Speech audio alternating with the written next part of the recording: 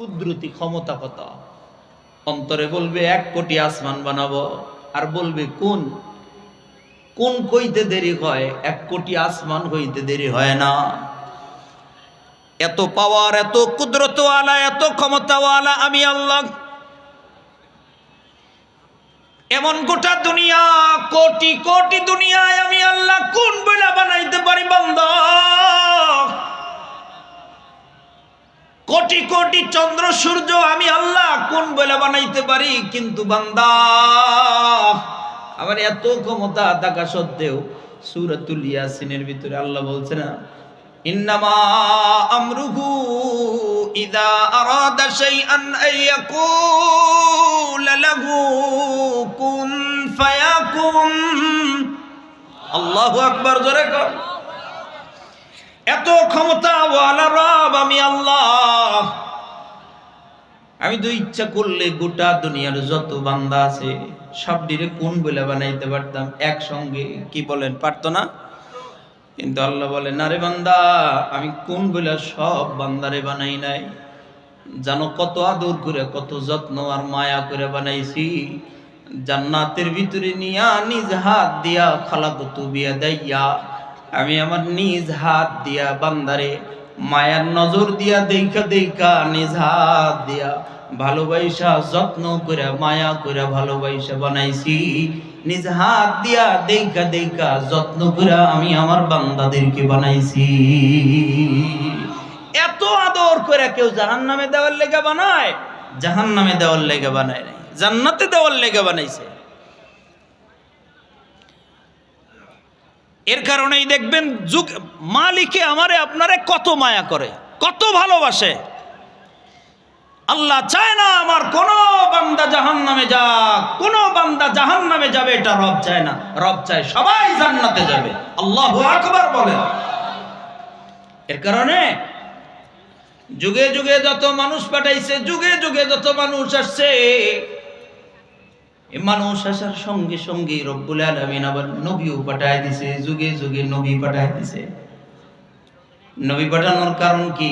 লক্ষ্য এবং উদ্দেশ্য আছে। উদ্দেশ্য হলো নবী পাঠায় দিয়া আল্লাহ নির্দেশ দিয়েছে, ও পয়গম্বর, যান যান যান, সাবধান, আপনার কোনো উম্মত যেন জাহান্নামে না যায়। আমি চাই সবাই যেন জান্নাতে যায়। এর কারণে উম্মতদের জন্য রব্বুল আলামিন নবী পাঠায়া দেয়। শুধু নবী পাঠাইছে কয় না, শুধু নবী পাঠায় না, নবী পাঠায়া আবার আসমান থেকে কিতাবও নাজিল করে দিছে। মানে বুঝাইতেছে আমার বান্দা যেন জাহান্নামে না যায়। নবী পাঠাইছে, আবার আসমান থেকে কিতাবও নাজিল করে দিছে। মানে দেখা দেখা রাস্তায় চলো, জাহান্নামে যেন না যাও, জাহান্নামে যেন না যাও। কোরআনুল কারীম নাজিল করে দিয়া আমার আপনার জন্য পয়গম্বর পাঠায়া রব্বুল আলামিন ডেকে ডেকে বলে, ও পয়গম্বর,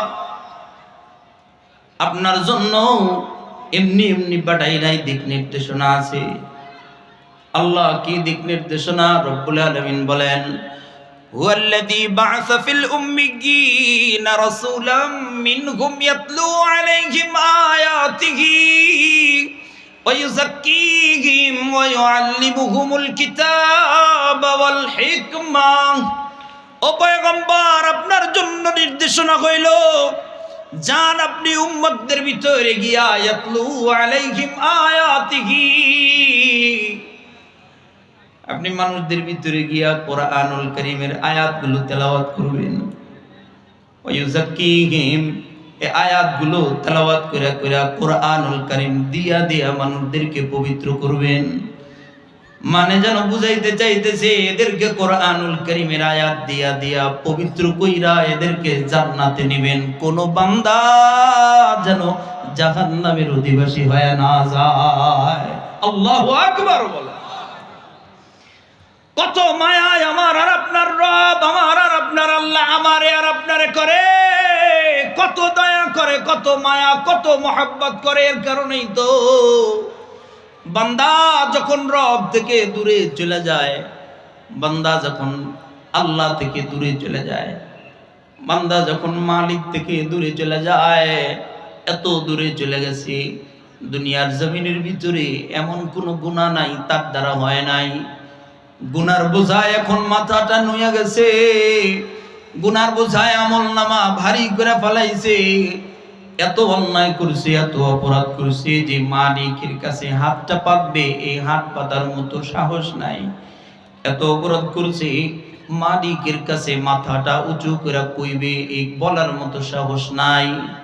এখন হাত পাততে লজ্জা হয়, মালিকের কাছে মাথা জাগাইতে লজ্জা হয়। যখন একজন বান্দারে হালাত হয়ে যায় তখনও রব কত মায়া করে, ডেকে ডেকে বলতেছে, বান্দা আমি ছাড়া তোর কে আছে মাফ করনেওয়ালা, আমি ছাড়া তোরে ক্ষমা করনেওয়ালা কে আছে? বান্দারে আমি ছাড়া তোর কেউ নাই, আয় আয় আয় আমার কাছে ফিরে আয়। যখন বান্দা এমন অবস্থায় দাঁড়ায় রব্বুল আলামিন যেন সান্ত্বনার বাণী দিয়া শোনায়া দেয়, ওমাই ইয়াগফিরুদ যুনুবা ইল্লাল্লাহ।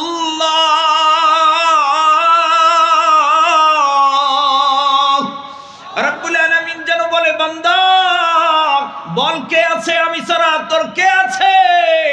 আমি রব ছাড়া তোর কেউ নাই, আয় আয় আয়। যতই অন্যায় করো না কেন, যতই অপরাধ করো না কেন, পাহাড় সম পরিমাণ গুনাহ করে ফেলাইলা বান্দা, আমি রবের রহমত আসমান পর্যন্ত গুনাহ করছো, আমি মালিকের রহমত আরশে আযিম পর্যন্ত। দুনিয়ার জমিনের এমন কোন বান্দা নাই আমার রহমত সম পরিমাণ গুনাহ করতে পারবে না। বান্দা চিন্তা করো না, যতই অন্যায় অপরাধ করছো নিজের জিন্দেগির গুনার দিকে তাকায়া আমি মালিকের কাছে বলো, ওয়াদা করলাম আমি রব তোমার জীবনের সব গুনাহ মাফ করে দিব। কত ভালোবাসলে, কত মায়া করলে। আরে দুনিয়ার জমিনের ভিতরে দেখেন না, একজন আরেকজন রে গালি দিলে 3 বছর কথা কয় না, কি কথা ঠিক না বলেন না? একজন একজনের সাথে একদিন ঝগড়া লাগছে তো এক ঝগড়ায় 5 বছর কথা কয় নাই, এরকম মানুষ আছে না নাই? এটা হলো দুনিয়ার মানুষের সিফাত, এটা হলো দুনিয়ার মানুষের অবস্থা। আর আমার আর আপনার রবের অবস্থা, মালিককে ডেকে ডেকে বলতেছে, আমি ছাড়া কে আছে? বারবার গুনাহ করছো, বারবার অন্যায় করছো, আমি আল্লাহর কাছে আইসা বলো, বলতে দেরি হবে, মাফ করে দিতে দেরি করব না।